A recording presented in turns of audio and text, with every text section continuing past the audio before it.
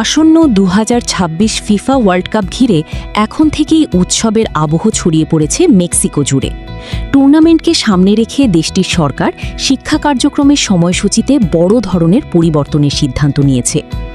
মেক্সিকোর বিভিন্ন সংবাদ মাধ্যমের খবরে বলা হয়েছে, বিশ্বকাপ উপলক্ষে এবার স্কুল ও বিশ্ববিদ্যালয়ের শিক্ষাবর্ষ স্বাভাবিক সময়ের তুলনায় আগেভাগেই শেষ করা হবে।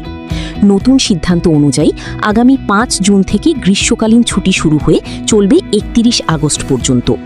সরকারের পক্ষ থেকে জানানো হয়েছে, বিশ্বকাপ চলাকালে শিক্ষার্থীরা যাতে নির্বিঘ্নে খেলা উপভোগ করতে পারে সেই বিষয়টিকেই গুরুত্ব দিয়ে এই সিদ্ধান্ত নেওয়া হয়েছে।